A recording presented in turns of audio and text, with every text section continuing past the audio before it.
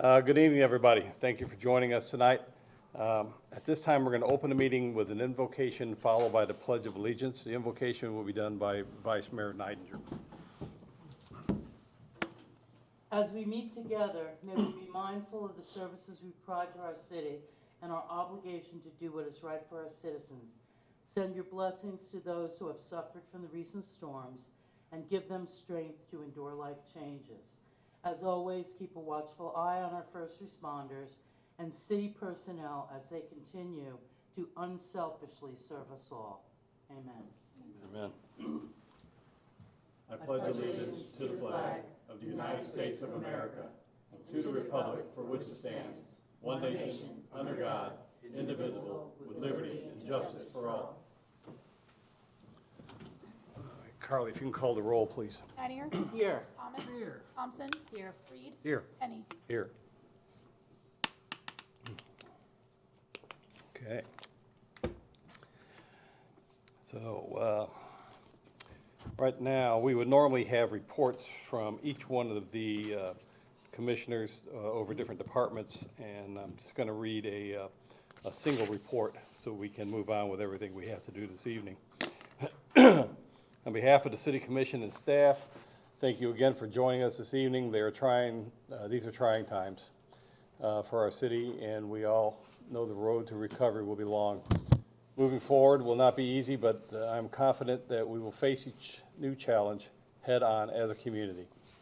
Before I report on city operations, I'd like to thank those who evacuated during Hurricane Helene and Hurricane Milton. As we have seen, the exact path of a hurricane is unpredictable, and a small shift at the last moment can mean the difference between minimal damage and complete devastation. We hope that an evacuation order will not be issued for our community for many years, but I would encourage all residents to comply if and when the time comes. Evacuating when advised to do so protects not only your life, but the lives of our first responders and emergency personnel. In lieu of the individual reports, as I mentioned earlier, because city staff has just been working tirelessly on storm preparations, response, recovery for the last couple of weeks, putting in 16, 20 hours a day to try to keep things running around here.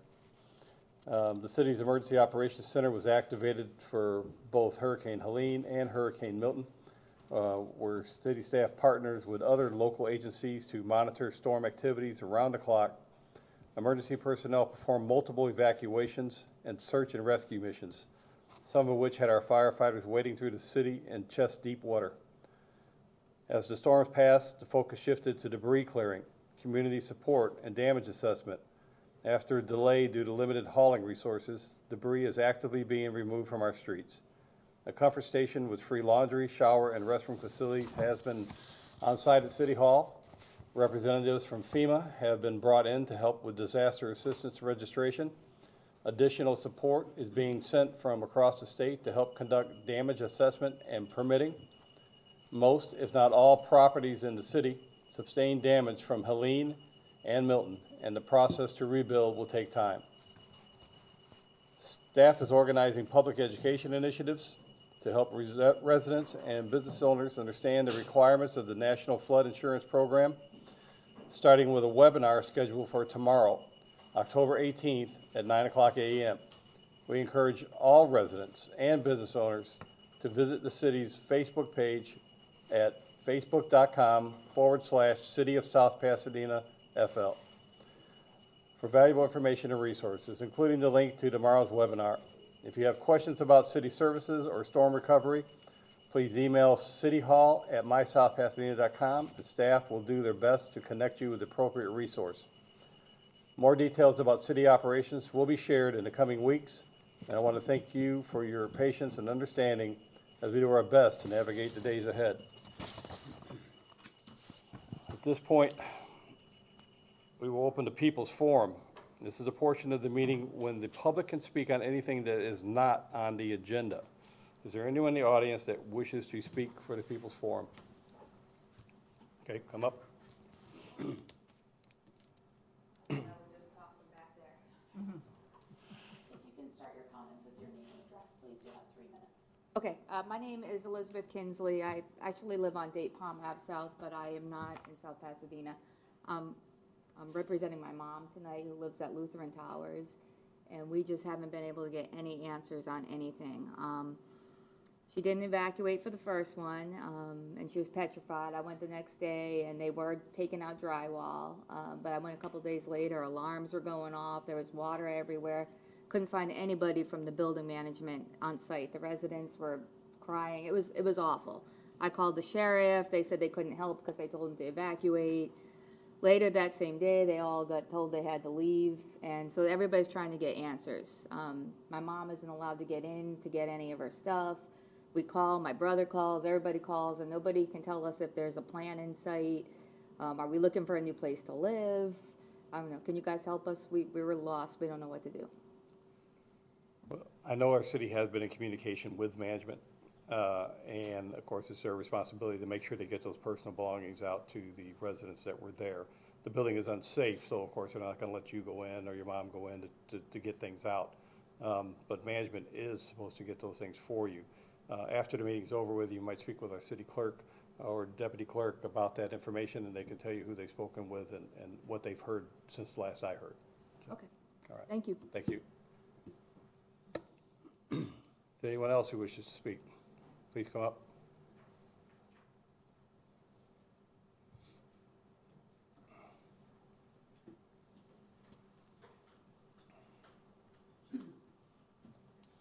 Lori Lichty, my husband and I have a mobile home at Pasadena Causeway, and we had the yellow stickers on saying that they were unsafe to live, but they have been doing quite a bit of cleanup. I've heard two different stories that they were gonna, bulldoze it down or they were gonna repair it. How would we find out who's got the right information? And, what, if we did get FEMA money, do we have to use it to rebuild or sell the property or sell the mobile home or take it off the property? Is any information on that? There's a webinar scheduled for tomorrow at 9 a.m. That we're going to be covering sort of the damage assessment process and speaking on some properties like that through the city. I would suggest if you could be on that, and then there'll be a question and answer session. Staff is really wanting to get information to residents, but each property is having to be looked at individually because it's not, unfortunately, a blanket answer for everybody. Okay. So get with staff, and if you can be on that webinar, that would be great. How do you get on the webinar? I'm sorry. It's a Zoom meeting. Okay, a Zoom meeting, which yeah. It's posted on Facebook. It's a Facebook event with all Okay. the Zoom login information. Okay, so it's on Facebook? Yep. City of South Pasadena, Florida? FL, yep. Okay. City of Okay. South Pasadena FL. Okay, thank you. Anyone else wishes to speak? Okay. Seeing no one else, we will close the People's Forum and move on. So now we accept agenda comment. This is the portion of the meeting that the public can speak on anything that is on the agenda that is not a public hearing. Is there anyone that wishes to speak on an agenda item this evening? Okay. Seeing none, we will close the agenda comment portion of the meeting and move on to the public hearing. This will be item number 1. This is ordinance number 2024-08, and I'll ask our city attorney to read the emergency ordinance number 2024-08 by title, and then City Clerk Lewis will speak in the nature of the item. Yes, this is ordinance number 2024-08. This is an emergency ordinance of the City of South Pasadena, Florida, pertaining to Chapter 189, Vehicles and Traffic, Section 189-4, Parking Restrictions on Private Property, Sub-A, Residential Property, providing for the temporary use and placement of large recreational vehicles used for temporary housing, providing for the temporary placement of large boats or vessels in the front yard setback, providing for a temporary large recreational vehicle permit in connection with a declared emergency, and waiver of Section 189-4, subsection A, for permit holders, providing for the expiration of this emergency ordinance, providing for conflict, providing for severance, providing for an effective date.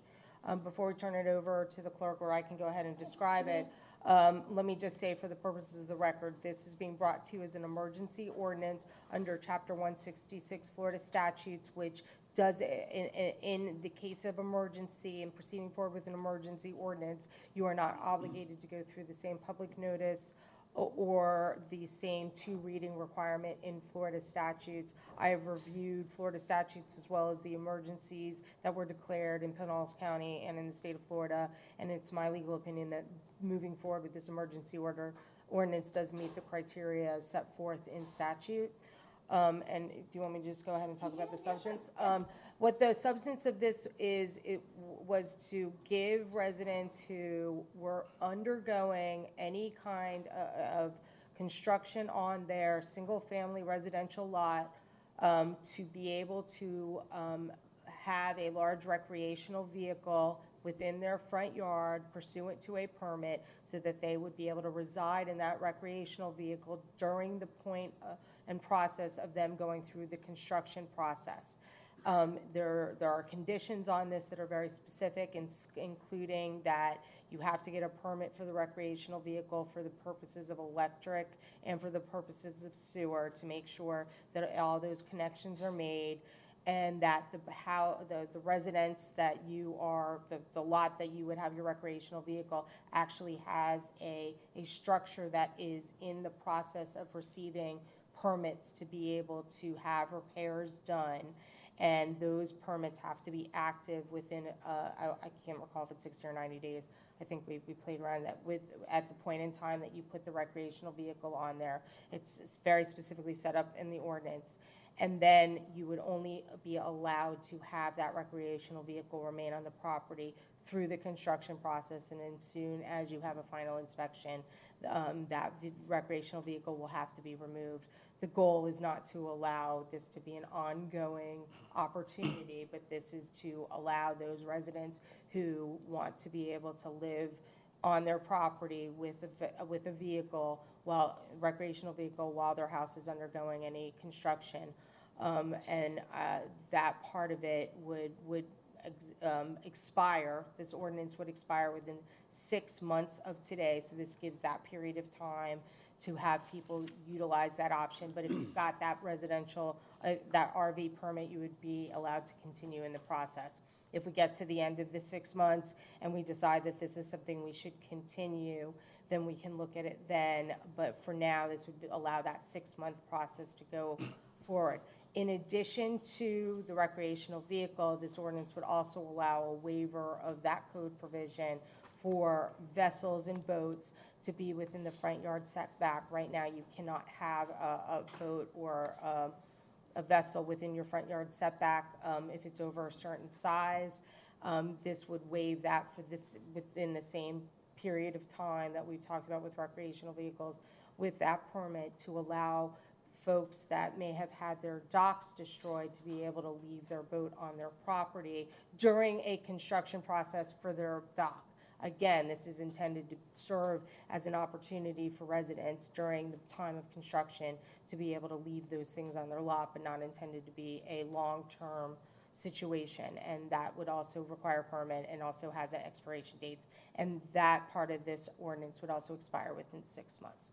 So I bring that forward to you, given the situation that we I just have a question about that. So would you have to have a permit from the city to do the work to fix your house or your dock before you're permitted to have the permit to keep the recreational vehicle or the boat on your property? You can ask for the large recreational vehicle permit or the boat permit to occur immediately, and you have a period of time, and I have to go back and look. I You think have a it's window of 60, I think time. it's 60 Okay. days. Yes. You may not have the permit yet Yes, for the exactly. building, but you want to put the recreational vehicle so you have someplace to live while you're Yes.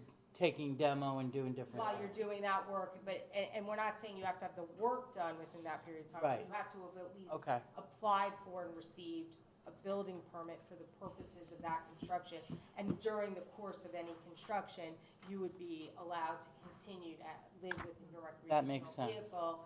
And at the point in time that you receive your certificate of occupancy or final building inspections, whatever the case may be, then you have, I think it's 7 days to be able to remove, you have to remove the recreational vehicle. It's just to allow that during the construction period of time to be able to do that. And that might be an opportunity for folks to not have to look for other places to live during that time, or similarly with the boat, not have to go find a place to put their boat during the period of time that they're fixing the dock. Okay. So, and also for clarity, I guess, as far as setback, that means it's in the yard, it can't be out in the street. And if you happen to have the RV and a boat, it has to fit in that lot, and that's two different permits 2 different permits. for that period. And if you decided to say you had a boat that had a cabin that was livable, can you live in that as long as you hook up the sewer and things to that? There's nothing in there in this that would prohibit that. Okay, Because you actually, the way you define in your code, it's actually inclusive of both boat and recreational vehicles.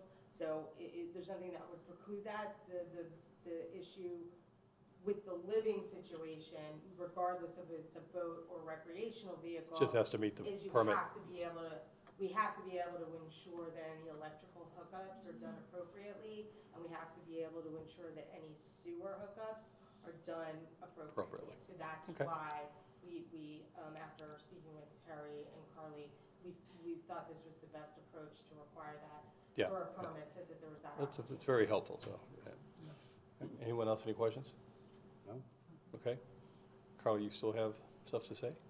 No, Okay. that's pretty. All right.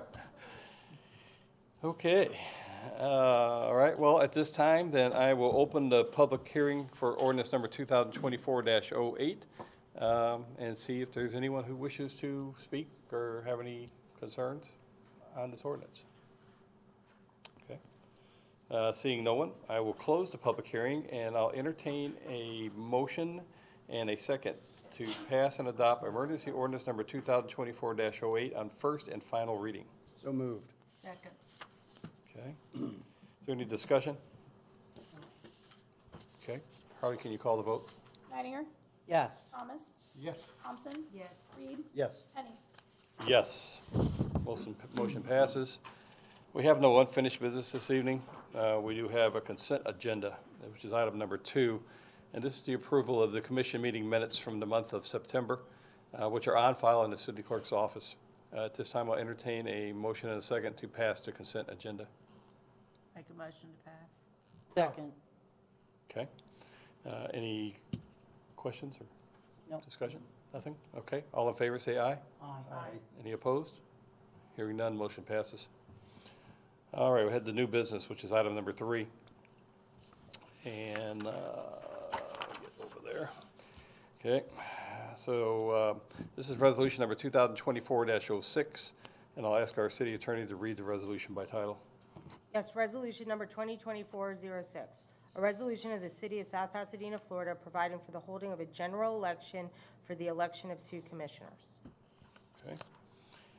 Do I have a motion and a second to pass resolution number 2024-06? I'll make that motion. Second. Okay, any discussion on this As we are item? the two that's gonna. All right, so no discussion? Okay, and we call the vote. Thomas, Yes. Thompson, Reed, Yes. Leininger, Yes. Penny. Yes. All right, item number 4, this is resolution number 2024-07, and once again, I'll ask our city attorney to read the resolution by title. Resolution number 2024-07, a resolution of the City of South Pasadena, Florida, adopting an itemized budget for the city for fiscal year 2024-2025. Okay, I have a motion and a second to pass resolution 2024-07. So moved. Second. I'll make the motion. And I'll second. Okay, is there any discussion? All right, Carly, can you call the vote? Thompson, Yes. Reed, Yes. Leininger, Yes. Thomas, Yes. Penny. Yes, motion passes. All right, item 5, this is resolution number 2024-08, and I'll ask our city attorney to read the resolution by title. Resolution number 2024-08, a resolution of the City of South Pasadena, Florida, amending the salary pay plans set forth in resolution number 2023-11, creating 3 positions of marketing coordinator, the city planner, and IT specialist, and adopting the 2024-2025 step pay plan, Exhibit A, for the general employees, effective for the payroll including October 1st, 2024. Thank you. All right, do I have a motion and a second to pass resolution number 2024-08? I move to pass. Before you do. Him first. All right, I make the motion, she second. On two, got it.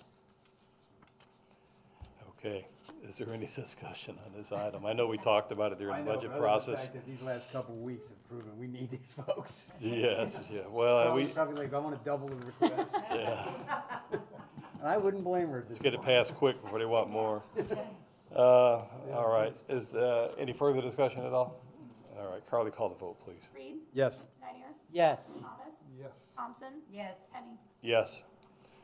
All right, item number 6.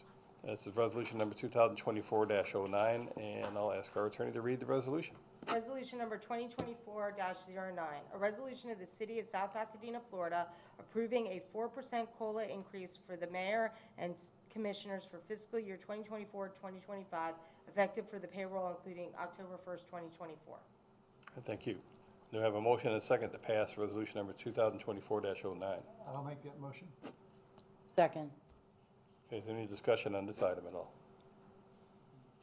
Okay, Carly, call the vote, please. Denier, Yes. Thomas, Yes. Thompson, Yes. Reed, Yes. Penny. Yes. Motion passes. Item 7. This is a motion for an independent audit services with Markham LLP, and I'll ask the attorney to read the motion. This is a motion to approve an agreement with Markham LLC to provide audit services to the city and authorize the mayor to execute the agreement. Just by way of background, we went ahead and approved Markham as our new auditing services. This is breaking you back the contract, which we have reviewed for legal sufficiency. Okay. Do we have a motion to accept the motion as read by our attorney? So moved. Second? Okay, we have a motion and a second. Is there any discussion on this item? Good choice. I know you guys spend a lot of time going, Good choice. talking with these people, so I'm glad Choate found someone. Carly, can you call the vote, please? Thomas, Yes. Thompson, Yes. Reed, Yes. Denier, Yes. Penny. Yes. Okay, looks like we skipped anything. Item number 8. This is a motion for support agreement with Vertex Consulting, and I'll ask our attorney to read the motion. The motion to authorize Mayor Penny to execute managed service option support agreement with Verticus Consulting pending review by the city attorney. Okay. And Vertex is the IT company we were discussing, correct? Yes, Great. good. All right. Do I have a motion and a second to accept the motion as read by our attorney? Motion. Second. Any discussion on this item? Besides, it's a long time coming. Yes. Yes, indeed. Yeah. All right, Carly, can you call the vote? Thompson, Yes. Reed, Yes. Denier, Yes. Thomas, Yes. Penny. Yes. Well, that concludes the items listed on tonight's agenda, but before we adjourn, the city attorney and city clerk have requested permission to address the commission.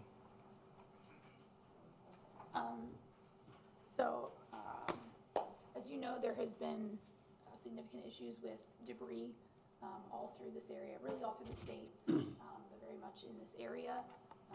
With the damage from 2 back-to-back storms, there has been a lack of availability of haulers and resources for debris removal, which has created a bit of an issue in terms of contractual obligations. The state stepped in for many jurisdictions and secured resources and has been sending resources around to different areas of the state, which then created some differences in contracted amounts between haulers. The city has had debris removal contractors and monitors contracted and in place well before hurricane season, so we were prepared for this. The system did not work exactly as it would have been expected because of just the overwhelming amount of debris and the widespread area that there is debris. And so the resources being sent in different places in the state stepping in, like I said, created some imbalances in contracted amounts. Pinellas County has managed sort of the umbrella of contracts of debris haulers, and South Pasadena was part of that umbrella. county has since renegotiated its contracts in order to match the contracted amounts that were being offered by the state in order to ensure that haulers that would have been coming here don't leave this area to go to better paying areas. Because of that, the contracts that the city had in place have to be Modified. redone to adjust those amounts to match what the state is paying. So they have done that, they have negotiated that, they're working to send out final drafts of these contracts. So we'd like to put before you an emergency item to approve those contracts at the increased amounts that were negotiated by Pinellas County to ensure that we continue to get hauling services. We have. Yeah, that's a Yeah. no-brainer. Is this something we're approving right now? Yes, Okay. What we're asking from you, and just to put a finer point on it, in your code right now, you have a provision for emergency management, which provides the ability for the administration and your staff to be able to proceed forward with certain levels of purchasing without having to go through a longer process given an emergency. That is capped at $50,000. This is an agreement over $50,000, and although we don't necessarily have the agreements right and complete in front of you, they would require us to still review them for legal sufficiency. Although I will tell you that I've looked at them already and pretty much we're going to have to proceed forward with them. They are what they are. And they are what they are, and they're also with the county, so we have that finer point. So we're going to ask you to approve those today and allow us to go ahead and proceed forward with the mayor being able to sign them. I will note that we may need to look at this $50,000 cap because in places of an emergency, you know, we're lucky that you had a meeting today, but if you didn't have a meeting today, we would have either had to call an emergency meeting or we would have been in. 50,000 is a drop in the bucket. It's a drop in the bucket. It's an old ordinance. It's a very old ordinance and $50,000 from when it was. So I think at our next meeting, I'm going to recommend that we revisit that. But that being said, for today, if you could just approve the idea of us proceeding forward with an agreement, authorize the mayor to be able to execute that agreement, allow me the opportunity to do legal review for sufficiency, but like I said, So you're looking for a motion?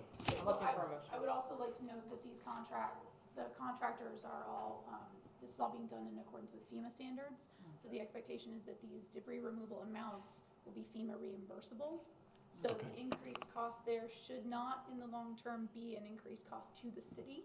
Right, it's But reimbursed. we do have to approve the contracts at the higher amount. That's our understanding is that the only difference is that the amounts have been adjusted up to match the state. They're still FEMA-approved haulers, FEMA-approved processes. And that's pretty much with everything that's happening with our city is we're under the federal government's Correct. kind of thumb.